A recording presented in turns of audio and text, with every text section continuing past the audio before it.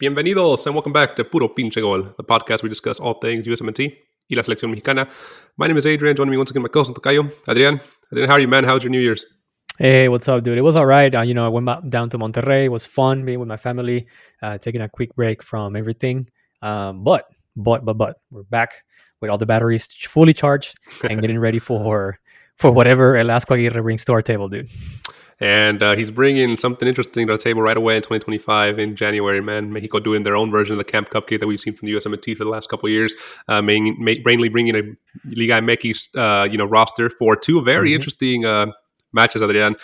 We've seen Mexico do this in the past year, 2024, play clubs, but now it looks like they're playing clubs in South America, particularly Inter de Porto Alegre there in Brazil, who finished 5th in the Brazilian Serie A, and then River Plate in Argentina on 21st, right? So two very interesting matches. I think we are fans of Mexico doing this, kind of thinking outside the box, finding potential other opposition. We saw them play. We've grown tired of Mexico, constantly playing, the Guatemalas, El Salvador's, Saudi Arabia's, Qatar's of the world. This is an interesting alternative to, when you're already qualified to a World Cup and you're struggling to find good opposition, play club teams. So, yeah, man, context of this Mexico South American tour, Adrian, really just to see the Liga MX players. What are you thinking? Is there more to it from Vascoaguirre?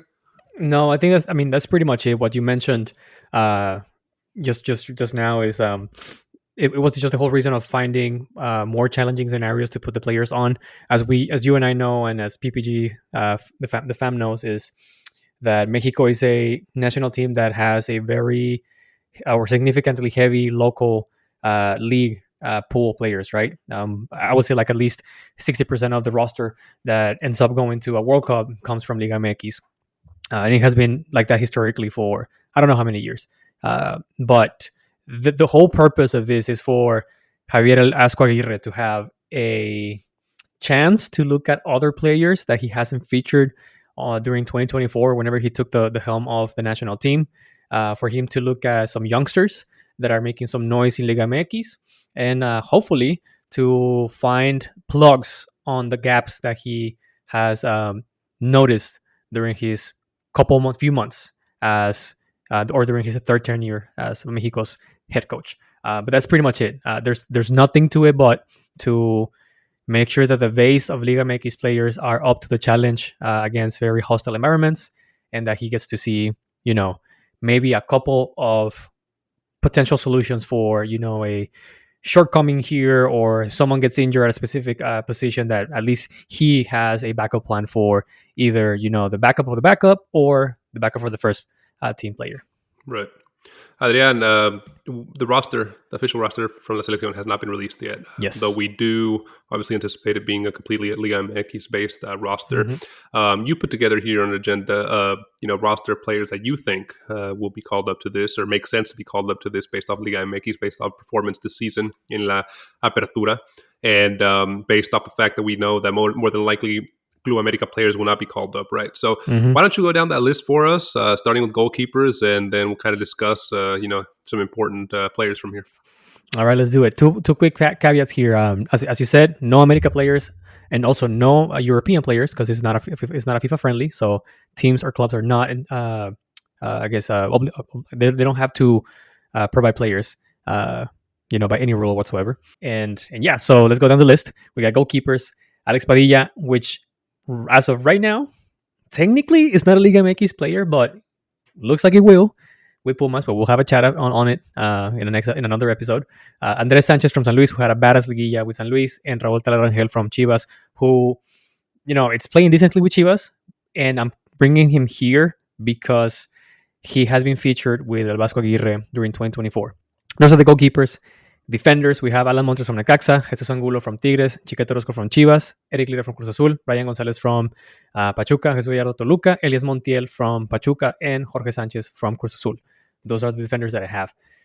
Midfielders, we have Marcel Ruiz Toluca, Diego Lainez from Tigres, and Diego Lainez, not a great season last season with Tigres. I don't see why he gets called up, but Vascoaguirre seems to like him, so I think he'll be here. Same situation more with Marcelo Flores from Tigres.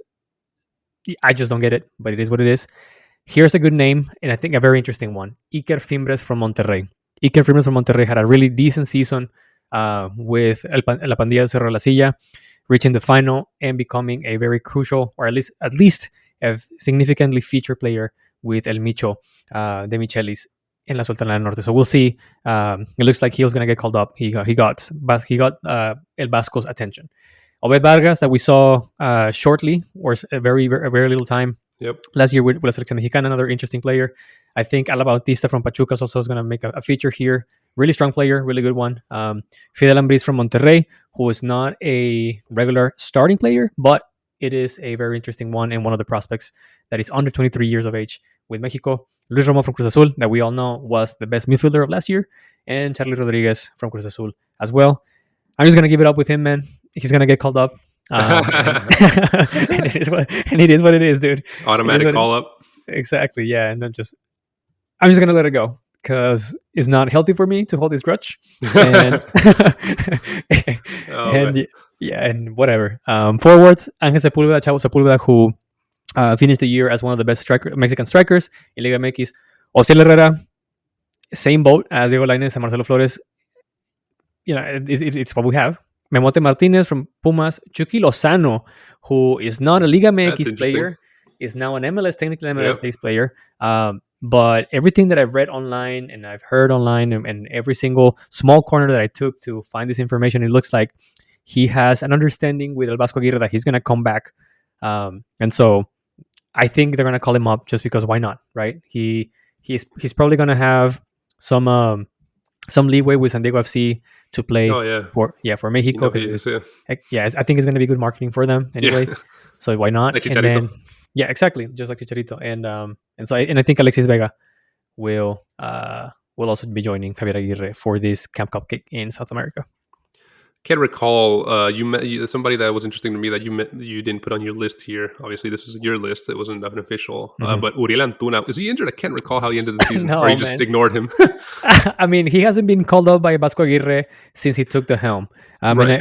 And I do want to say that maybe I'm not too sure that Antuna made it, or maybe he did to Copa America. I cannot remember. I want to say he did because he was playing really well with. Yeah. But anyways, as soon as Vascoaguirre took the helm, he has not been called up. And listen, it's not a secret that he had a very poor season with Tigres, very very bad one. Like coming from a high of being the top scorer in Liga MX, and also one of the top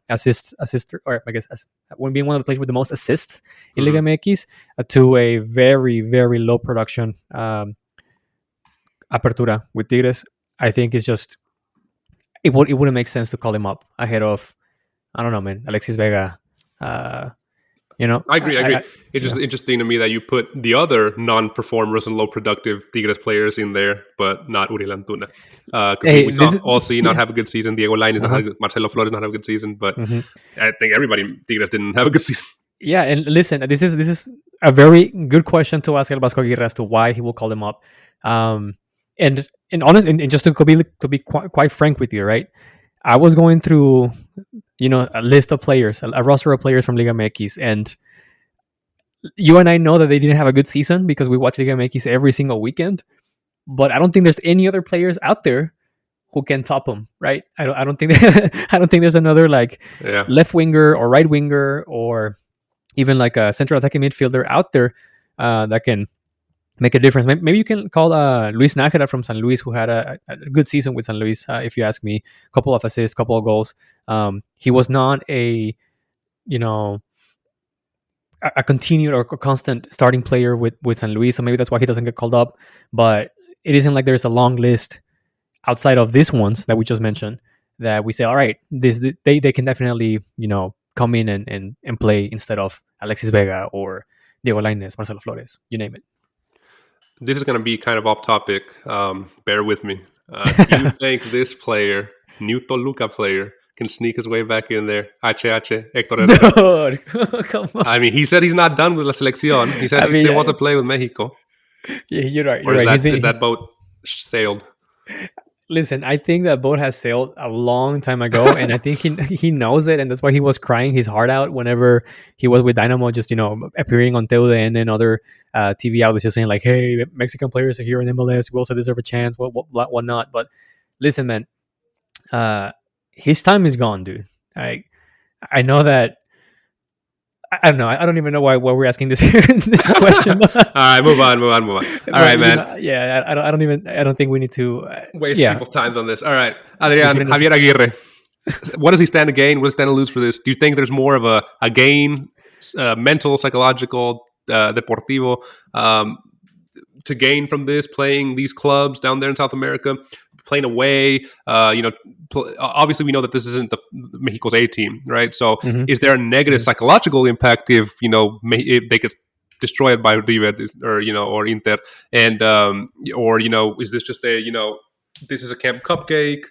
Don't take it too seriously. If we win this, great. But if we lose it, don't no big deal. But at the same time, we're getting proper, I guess, entrenamientos, proper matches, proper practice against pretty good opposition. Well, okay. You and I know how things are with Mexico right now. It's freaking hot. It's warm out. It's just boiling right It now. always is. Yeah, it always is. But with all the changes that happened before the end of the last year and how things are right now, if they lose these two matches, they're just gonna get eaten by the TV pundits, by everyone, by the media. Everyone's just gonna be piling on their backs, no matter how well they play. Even if it's like, hey, they lost 2-1 or 1-0, but it was a very close match. Like it was very competitive. They all they put their heart out there. Great display from all these players, but they just couldn't make it. I think there's no good. There's nothing good coming out of it if they lose any of these matches. Leaving that aside, right?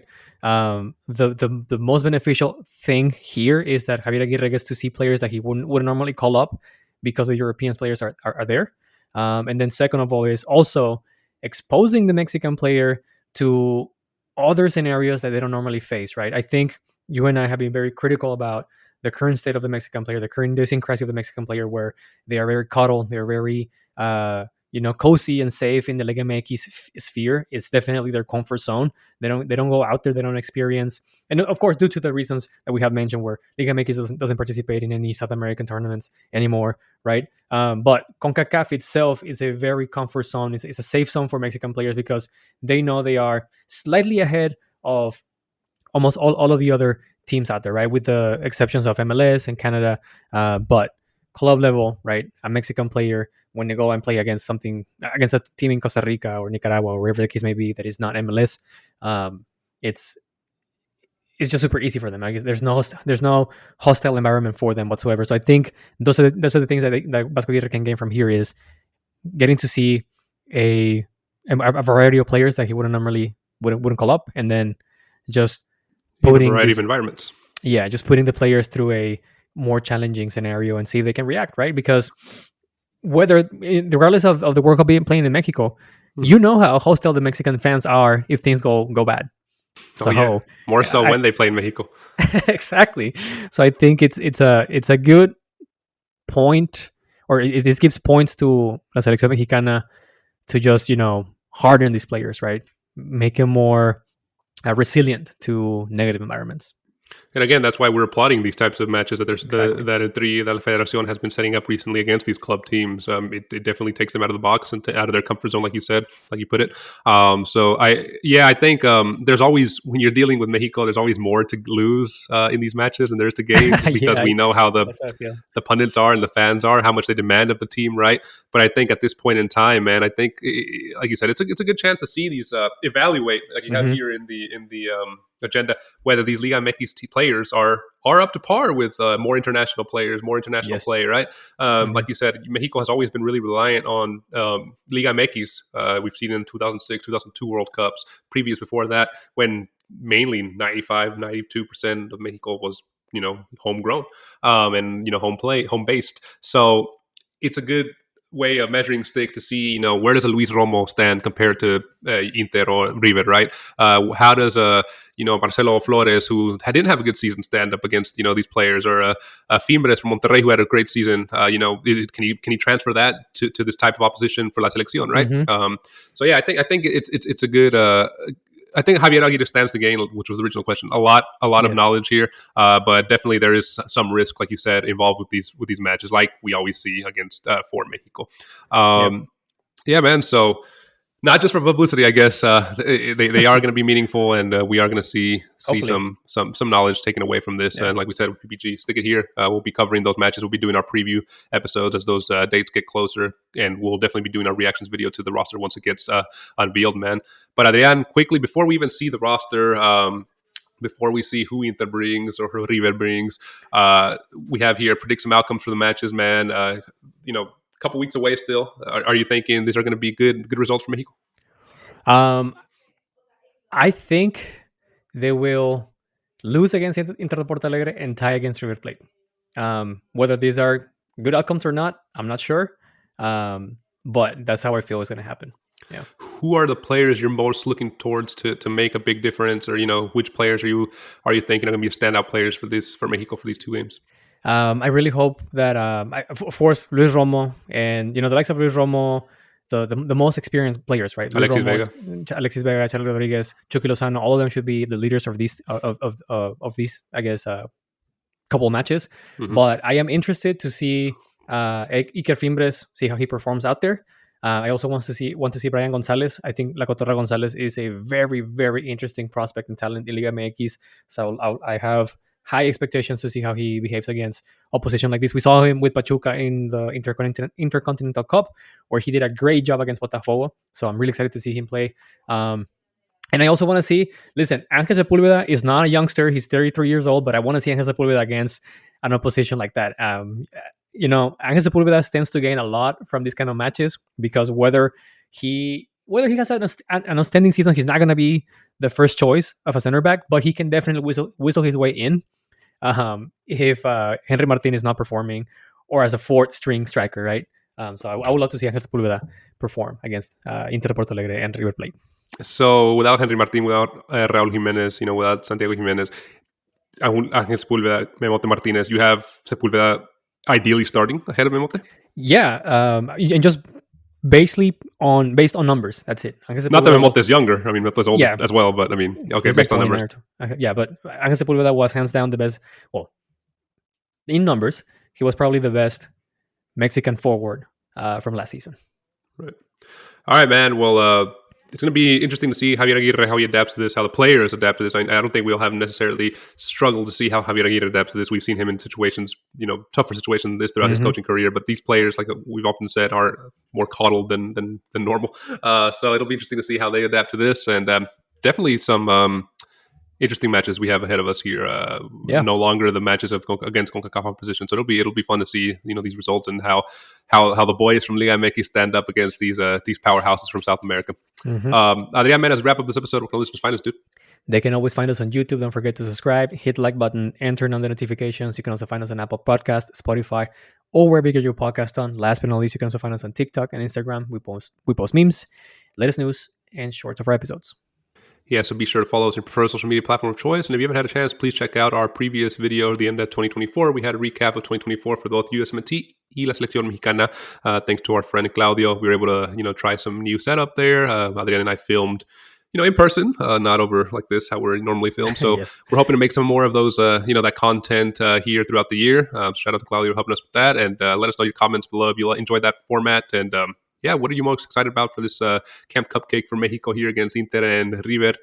Who are you most excited to see? Definitely let us know in the comments. We like interacting with you guys. Man, it's going to be an exciting 2025 for Mexico. See you in the next one, brother. Take it easy. See ya.